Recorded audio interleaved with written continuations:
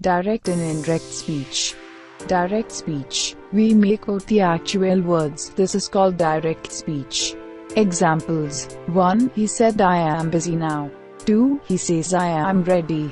3. He said I write a letter.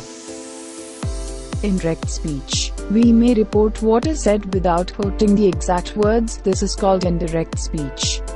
Examples. 1. He said that he was busy then. 2. He will say that he is ready. 3. He said that he wrote a letter. There are 5 rules. Rule 1. If the reporting verb is in the present or future tense, the tense of the verb in the reported speech is not changed at all. Examples. 1. Direct, he says, I am ready. Indirect, he says that he is ready. 2. Direct, he will say, I am ready. Indirect, he will say that he is ready. Rule 2. If the reporting verb is in the past tense, the tense of the verb in the reported speech is changed into one of the forms of the past tense. Examples. 1. Direct. He said I wrote a letter. Indirect, he said that he had written a letter. 2. Direct, he said I write a letter. Indirect, he said that he wrote a letter. Rule 3. If the reported speech express some universal truth or habitual action, the tense of the verb in the reported speech is not changed into the corresponding past, but remains exactly as it is.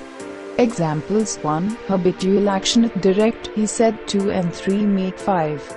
Indirect, he said the 2 and 3 make 5. 2. Universal truth. Direct, he said I go to temple every Tuesday. Indirect, he said that he goes to the temple every Tuesday. Rule 4. In the reported speech, the words expressing nearness of time or place are changed into words showing distance. Some of them are: here now becomes then, this becomes that, here becomes there, these becomes those, ago becomes before, come becomes go, today becomes that day, yesterday becomes the previous day, tomorrow becomes the next day. Rule 5. The nouns and pronouns in vocative case are turned into objects in the indirect speech. Examples. Direct, the teacher said, Arun, you should try hard.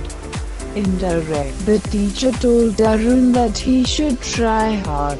1. If the person addressed reports the speech, the second person is changed to the first. Direct, he said to me, you are a clever boy. Indirect, he told me that I was a clever boy. 2. If the pronoun he or she stands for different persons, the names of the persons referred to are inserted in brackets after the pronoun. Direct, Arun said to Amit, I want your pen. Indirect, Arun told Amit that Arun wanted his Amit's pen. Assertive sentences. 1. Assertive sentences in the direct speech are usually introduced by the conjunction that. Direct, they said to Anuj, you are a brave boy. Indirect, they told Anuj that he was a brave boy. 2. The verbs tell, inform, remind and assure always take a personal object after them. Hence the form said to me is changed generally into told me and sometimes into informed me, reminded me, or assured me, as the sense may require. Direct, the teacher said to me, I have never seen such a lazy girl as you are. Indirect, the teacher told me that she had never seen such a lazy girl as I was. 3. All nouns and pronouns in the vocative case in the reported speech are turned into the personal objects of the reporting verb. Direct, Ramesh said, sister, you are late today. Indirect, Ramesh told his sister that she was late that day. Change of pronouns. 1. Pronouns of the first person are changed into the person of the subject of the reporting verb. Direct, I said, I can help anybody now. Indirect, I said that I could help anybody then. 2. Pronouns of the second person are changed into the person of the object of the reporting verb. Direct, she said to me, you have always encouraged me. Indirect, she told me that I had always encouraged her. 3. Pronouns of the third person remain unchanged.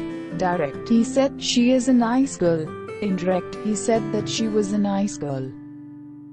Imperative sentences. When the direct speech is in imperative mood, the reporting verb say or tell is changed to some verb expressing a command, advice or request.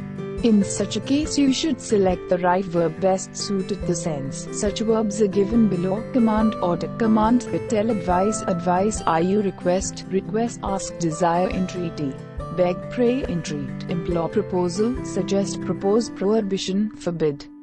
Examples: direct, call the accused, said the judge. Indirect, the judge ordered them to call the accused.